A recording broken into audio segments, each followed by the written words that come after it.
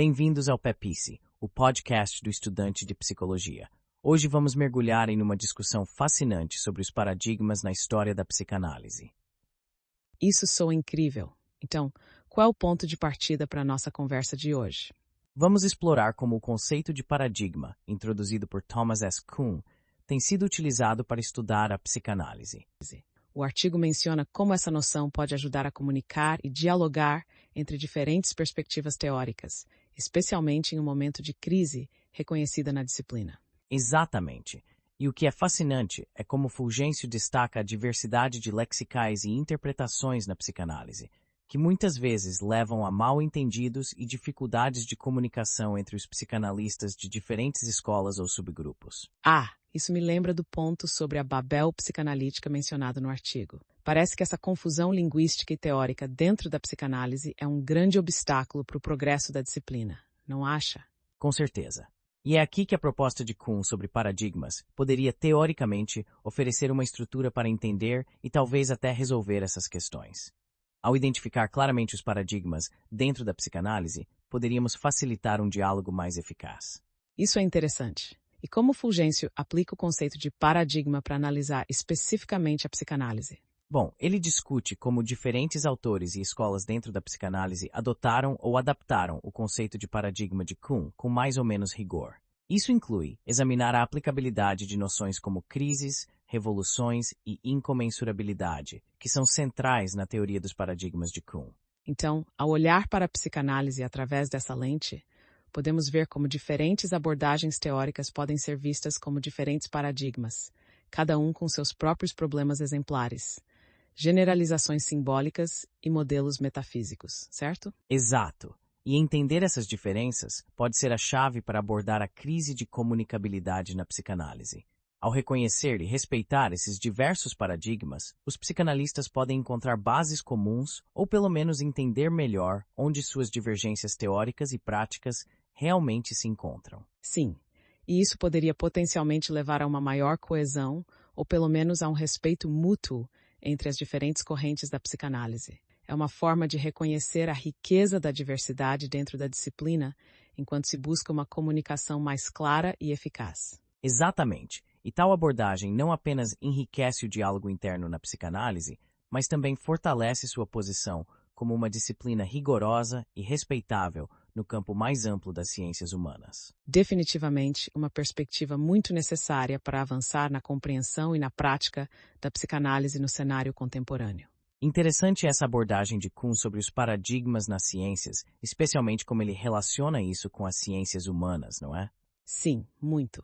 Ele realmente expande a ideia de que as ciências humanas, como a psicanálise, podem eventualmente encontrar paradigmas que permitam uma pesquisa normal, solucionadora de problemas, semelhante às ciências naturais. Exato.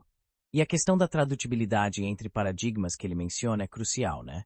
Isso mostra como a comunicação e a interpretação dos termos podem ser problemáticas quando os paradigmas estão em conflito ou mesmo em transição. Sim. E isso, segundo Kuhn, acontece muito na passagem de um paradigma para outro, onde os referentes mudam, exigem não só um novo léxico, mas também uma redefinição do léxico antigo. Isso me faz pensar na importância do que Kuhn chama ética da terminologia. Exatamente.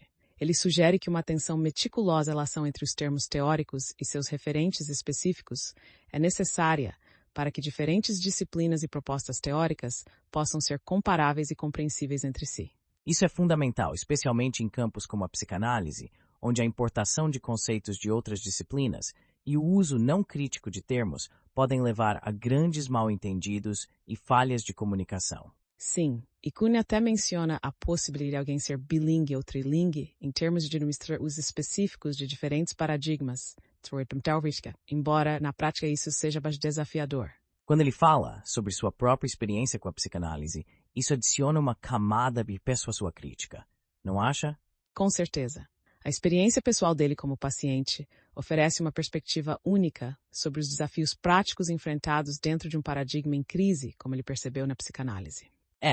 E ao refletir sobre as ciências humanas em geral, Kuhn parece otimista quanto à possibilidade de que elas possam eventualmente adotar paradigmas que facilitariam uma pesquisa mais estruturada e solucionadora de problemas. Isso mesmo. E essa transição já pode estar acontecendo em áreas como a economia e a psicologia, segundo ele. Isso poderia talvez indicar um futuro onde a psicanálise também alcançasse esse estágio. Definitivamente, isso abriria novos caminhos para a resolução de problemas clínicos na psicanálise, tornando a comunicação entre analista e analisando mais eficaz e menos por mal-entendidos. Endeavor. Isso poderia realmente transformar a prática e a teoria na psicanálise. As superar as barreiras que Kuhn enunciou. É realmente intrigante como Kuhn aborda a psicanálise, não é? Ele parece ter uma visão bastante crítica das categorias teóricas de Freud, mas ao mesmo tempo reconhece a relevância prática da psicanálise em seu próprio trabalho como historiador. Sim, exatamente. Ele menciona que apesar de não gostar das teorias freudianas, a técnica de entender as pessoas e ajudá-las a se compreender melhor teve um impacto significativo em sua forma de pensar como historiador. Isso por si só já mostra uma aplicação bastante peculiar do pensamento psicanalítico, não acha? Com certeza. E essa parte que ele fala sobre entrar na cabeça das pessoas como uma ferramenta para sua historiografia, isso é fascinante. Mostra como a experiência pessoal com a psicanálise influenciou profundamente seu trabalho, mesmo que ele critique a sua cientificidade. E sobre a questão dos paradigmas, isso também é um ponto crucial. Kuhn não vê a psicanálise como uma ciência madura, mas reconhece que há um ofício prático que é inegavelmente útil e relevante. Ele até sugere que a noção de paradigma poderia ser aplicada à psicanálise, o que abriria um campo interessante de estudo. E isso leva a uma reflexão sobre como os paradigmas na psicanálise poderiam ser identificados. Por exemplo, como os diferentes teóricos pós-Freud, como Klein e Lacan, desenvolveram seus próprios paradigmas, cada um com as especificidades e abordagens únicas. Sim, e isso é algo que Ricardo Bernardi tentou explorar, não é? Ele falou sobre a existência de paradigmas distintos dentro da psicanálise, cada um com suas crenças e práticas específicas. Embora ele tenha sido criticado por não aplicar completamente o conceito de paradigma de Kuhn, a tentativa de categorizar essas diferenças é em si bastante reveladora. Com certeza. E essa discussão sobre a incomensurabilidade entre esses paradigmas é algo que realmente destaca as dificuldades de comunicação e entendimento dentro da própria psicanálise. Cada escola vê a experiência e os conceitos de maneira tão diferente que às vezes parece que estão falando idiomas distintos. Isso mesmo. E ao considerar a psicanálise através da lente dos paradigmas de Kuhn, talvez possamos começar a entender melhor essas divergências e, quem sabe, encontrar formas de dialogar mais eficazmente entre essas diferentes escolas de pensamento. Realmente, essa aplicação do conceito de paradigma à psicanálise poderia não só ajudar a clarificar as diferenças internas, mas também valorizar o que cada abordagem tem a oferecer. Isso poderia, em última análise, enriquecer a prática e a teoria psicanalíticas como um todo. Com certeza. E isso só mostra como a interdisciplinaridade e a aplicação de conceitos de uma área do conhecimento à outra podem revelar insights valiosos e promover um avanço no entendimento e na aplicação prática dessas disciplinas. É bastante interessante observar como J.R. Greenberg e Stephen A. Mitchell utilizaram a noção de paradigma de Thomas Kuhn para explorar a psicanálise em seu livro de 1983. Eles focam especificamente na ideia de modelos dentro de um paradigma, que podem variar desde metáforas simples até estruturas profundas e penetrantes na comunidade científica. Sim, e essa abordagem deles parece ressaltar a importância dos modelos como objetos de compromisso metafísico. Isso realmente reflete uma tentativa de alinhar a teoria psicanalítica com a estrutura proposta por Kuhn, não é? Exatamente. Eles propõem dois paradigmas principais para entender a psicanálise: o pulsional e o relacional. Cada um foca em uma abordagem distinta sobre o desenvolvimento da mente, seja através das pulsões instintivas, seja por meio das relações interpessoais. Interessante como eles escolhem esses termos para destacar as diferenças nos compromissos metafísicos subjacentes de cada modelo. Mas, ao mesmo tempo, há uma crítica sobre essa abordagem ser talvez muito parcial, focando apenas em uma característica dos paradigmas de Kuhn, deixando de lado outras que são igualmente importantes. Sim. E essa é uma crítica válida, pois Kuhn enfatiza também a importância de outros elementos como crises e revoluções científicas, que não parecem ser o foco principal de Greenberg e Mitchell na aplicação do conceito de paradigma à psicanálise. E falando em aplicação do conceito de paradigma, Joyce McDougall também comentou sobre isso, não é? Ela mencionou que a noção de paradigma poderia ser útil para entender a diversidade na psicanálise e sugeriu que a pesquisa psicanalítica poderia estar em um período de transição para novos paradigmas. Exatamente. McDougall percebeu a importância dos paradigmas como definidores de categorias diagnósticas dentro da psicanálise, indicando uma espécie de desvio do paradigma original de Freud, que focava nas neuroses clássicas, para incluir condições mais complexas, como os estados fronteiriços e psicossomáticos. Isso destaca uma flexibilidade e uma evolução dentro da psicanálise, não é? Apesar de McDougall admitir que não se sentia totalmente preparada para analisar profundamente essa questão, ela reconhece que o pensamento psicanalítico está se movendo além das fundações freudianas originais. Sim, e esse debate sobre se a psicanálise possui um ou mais paradigmas realmente mostra como a teoria de Kuhn pode ser adaptada e discutida de maneiras variadas dentro das ciências humanas. Ainda assim, é fundamental considerar as críticas e os limites dessa aplicação, como a necessidade de abordar também os aspectos epistemológicos e metodológicos, e não apenas os históricos ou metafísicos. Com certeza, essa adaptação do conceito de paradigma para a psicanálise oferece uma rica área de estudo que pode ajudar a entender melhor a evolução e as tensões dentro dessa disciplina. A interação entre os diferentes modelos teóricos e a realidade clínica pode revelar muito sobre os caminhos futuros da psicanálise. Interessante essa citação de Bowlby que você mencionou. Ele parece realmente ressaltar como as novas estruturas conceituais são desafiadoras para quem está acostumado com as antigas, não é? Sim, exatamente. Ele usa o exemplo de Kuhn para ilustrar as dificuldades encontradas na transição de paradigmas dentro da psicanálise. A mudança de foco de síndromes clínicas para traumas infantis é um bom exemplo de como paradigmas podem influenciar a abordagem a um problema. E isso mostra como paradigmas não apenas guiam o que consideramos verdadeiro, mas também o que consideramos relevante ou digno de estudo, certo? A própria ideia de começar com o comportamento observável das crianças, ao invés de interpretações mais subjetivas, é uma grande mudança. Verdade, e essa mudança de perspectiva também reflete na terminologia usada, como Bowlby destaca o uso de sistema de controle ao invés de energia psíquica. Isso leva a uma aproximação mais biológica, mais em linha com outras ciências biológicas, o que era estranho para a psicanálise tradicional. Sim, e falando em estranheza, Renato Mezan traz uma crítica interessante, não? Ele questiona se a noção de paradigma é realmente útil para entender a psicanálise, dada a diversidade e unidade complexa dessa disciplina. Sim.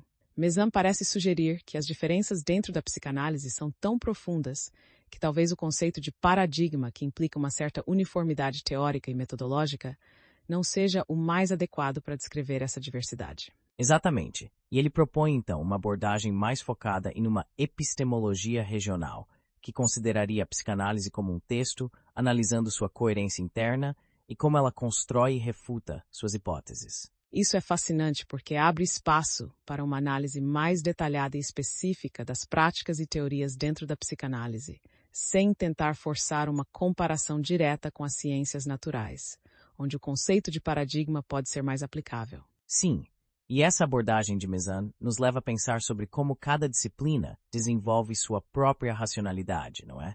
Como ele menciona, cada ciência constrói sua racionalidade, o que sugere que a psicanálise tem suas particularidades que precisam ser entendidas em seus próprios termos. Com certeza. E isso só mostra como entre psicanálise e epistemologia pode ser rico e produtivo. Ao entender essas particularidades, podemos apreciar melhor o valor e a complexidade da psicanálise como campo de estudo. Olha, é bastante intrigante como Mezan propõe uma nova abordagem para entender os paradigmas na psicanálise. Ele sugere um nível de abstração mais elevado, evitando a associação direta dos paradigmas com nomes de autores específicos, como Freud ou Lacan. Sim, essa ideia de um paradigma objetal, como ele menciona, parece ser uma tentativa de agrupar teorias sob um tema comum, sem limitar-se estritamente às divisões tradicionais baseadas nos fundadores das teorias. Isso poderia, de fato, facilitar um diálogo mais integrado entre diferentes escolas de pensamento psicanalítico. Exato, e isso me faz pensar na crítica que ele faz a Bernardi e a Greenberg e Mitchell. Mezan parece sugerir que a abordagem deles era muito restrita, focando em paradigmas muito específicos e não aproveitando a amplitude que o conceito de Kuhn poderia oferecer. Verdade. E aí entra a analogia do carro de 5 marchas que ele usa, né, indicando que eles estavam limitando-se a uma segunda marcha, quando poderiam explorar muito mais as capacidades teóricas do conceito de paradigma. Sim, essa analogia é bem visual. E olha, interessante também é como Loparik, com sua formação clássica em filosofia, parece levar essa aplicação do conceito de Kuhn para outro nível, abordando a psicanálise de uma maneira que busca integrar mais profundamente as ideias de crises e revoluções científicas. Ah, sim, Loparik realmente parece ter uma abordagem mais rigorosa, talvez pela influência de sua formação filosófica. Ele também propõe ajustes nos termos usados por Kuhn, como substituir generalizações simbólicas por generalizações guia, o que reflete uma tentativa de adaptar o conceito para se encaixar melhor nas especificidades da psicanálise. Isso é um ponto crucial. Ao modificar esses termos, Loparik tenta respeitar a natureza única da psicanálise, que não opera com os mesmos tipos de símbolos, ciente por exemplo. E ele não para por aí, né? Ele ainda divide os aspectos metafísicos do paradigma em modelos metafísicos ou ontológicos e modelos heurísticos, o que mostra uma abordagem bastante detalhada e considerada. Realmente, essa distinção pode ajudar a clarificar as diferentes maneiras como os conceitos são utilizados na psicanálise, diferenciando-os das abordagens mais comuns nas ciências naturais. E isso tudo sem perder de vista os valores epistemológicos e práticos que ele identifica como fundamentais na psicanálise. Sim, e ao considerar todos esses elementos, Loparik e Mezzano oferecem perspectivas que poderiam potencialmente enriquecer nossa compreensão da psicanálise, tornando-a mais robusta e integrada com outras disciplinas científicas, mesmo mantendo suas particularidades. É muito interessante como Leopoldo Fugêncio utiliza a perspectiva de Loparik para analisar as mudanças paradigmáticas na psicanálise, não é? Sim, com certeza. A maneira como ele descreve a transição do paradigma freudiano para o winnicottiano é particularmente fascinante. Ele fala sobre a necessidade de abandonar certos aspectos do paradigma de Freud, como a centralidade do complexo de Édipo e a teoria da sexualidade. Exato. E ele menciona que o novo paradigma proposto por Winnicott foca mais no desenvolvimento pessoal, com o modelo do bebê no colo da mãe. Isso realmente representa um Gestalt switch, uma mudança significativa na forma de entender as dinâmicas psicanalíticas. E essa ideia de que elementos de um paradigma anterior são mantidos ou redescritos em um novo contexto é crucial, não é? Mostra como a psicanálise, como ciência, pode evoluir sem necessariamente descartar completamente suas origens. Sim, isso reflete a noção de incomensurabilidade entre paradigmas que Fulgêncio destaca. Os léxicos de Freud e Winnicott não são totalmente traduzíveis, indicando diferenças fundamentais em como cada um concebe a psique humana. E isso traz uma complexidade adicional para a comunicação entre diferentes escolas de pensamento dentro da psicanálise, né?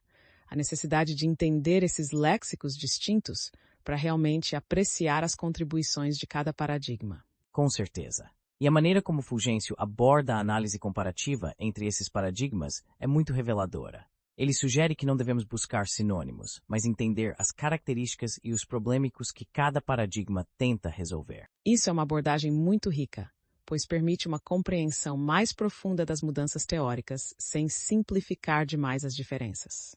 É como olhar para a figura do pato e do coelho que Loparik menciona, percebendo que, dependendo do paradigma, focamos em aspectos distintos. Exatamente. E essa percepção ajuda a entender como a psicanálise pode se desenvolver, enfrentando crises e revoluções, sem perder sua essência como uma disciplina voltada para a compreensão da natureza humana. E pensar que, apesar das diferenças, há um movimento contínuo e uma evolução que não necessariamente invalida os paradigmas anteriores, mas os expande e os redireciona. Isso é realmente um testemunho da riqueza e da complexidade da psicanálise como campo de estudo. É realmente interessante como Leopoldo Fulgêncio discute o uso de paradigmas na psicanálise, não é? Ele aborda a questão de como esses paradigmas podem facilitar ou complicar a comunicação entre diferentes escolas dentro da disciplina. Sim, exatamente.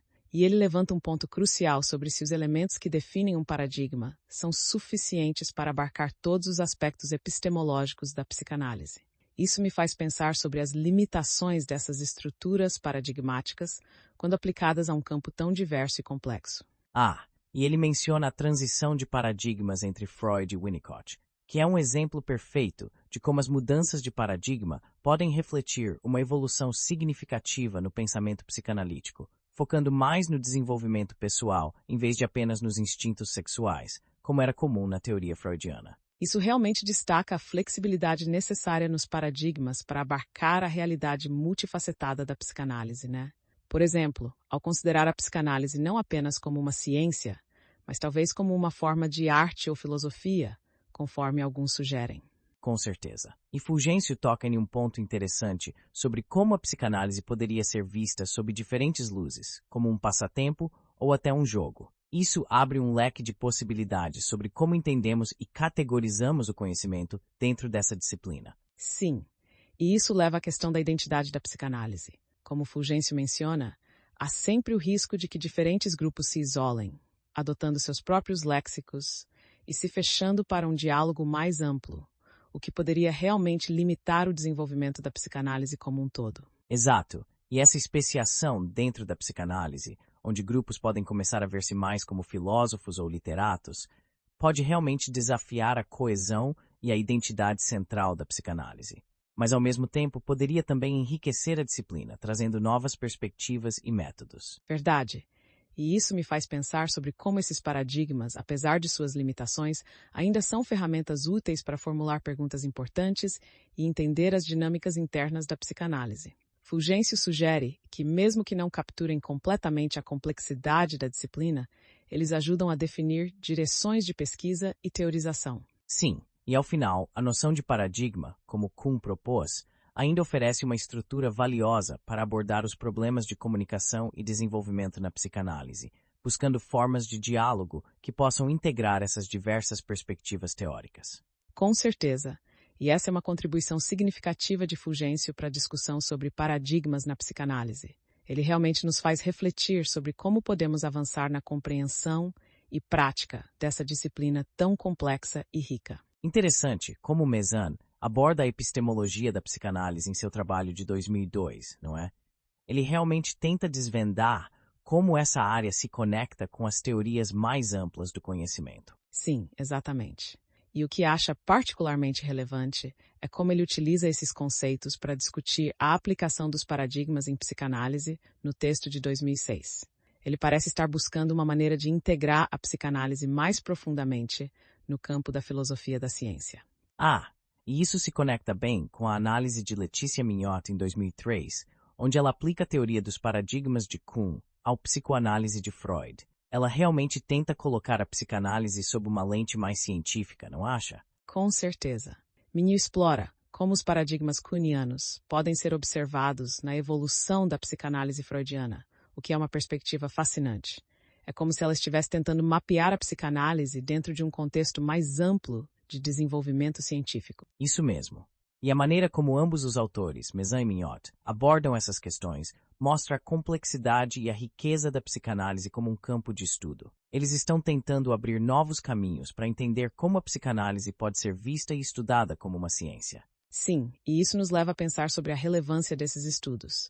Ao considerar a psicanálise através dessas lentes teóricas, podemos começar a apreciar mais suas contribuições e desafios dentro do panorama científico e filosófico. Exatamente. E ao fazer isso, eles não apenas enriquecem o diálogo dentro da própria psicanálise, mas também entre a psicanálise e outras áreas do conhecimento. Isso é crucial para a evolução da disciplina e para sua aceitação em contextos acadêmicos mais amplos. Isso mesmo. E pensar que essa conversa nos leva a refletir sobre como paradigmas, mesmo em uma disciplina tão subjetiva quanto a psicanálise, podem oferecer um framework para entender melhor as mudanças e evoluções teóricas. Com certeza. E isso tudo contribui para uma maior compreensão e validação da psicanálise como uma disciplina científica séria e rigorosa. E, ao final, isso só pode beneficiar tanto a comunidade acadêmica quanto a prática clínica. E realmente foi uma conversa muito enriquecedora. Fico feliz por termos tido a oportunidade de explorar esses temas tão complexos e fascinantes. Eu também, foi realmente uma discussão produtiva. Obrigado por compartilhar suas ideias e insights, e obrigado também a todos que nos acompanharam nessa jornada pelo mundo da psicanálise e epistemologia. Esperamos que vocês tenham encontrado a conversa tão interessante quanto nós. E por hoje é só, pessoal. Até a próxima vez. Continue explorando, questionando e aprendendo. Tchau e até mais.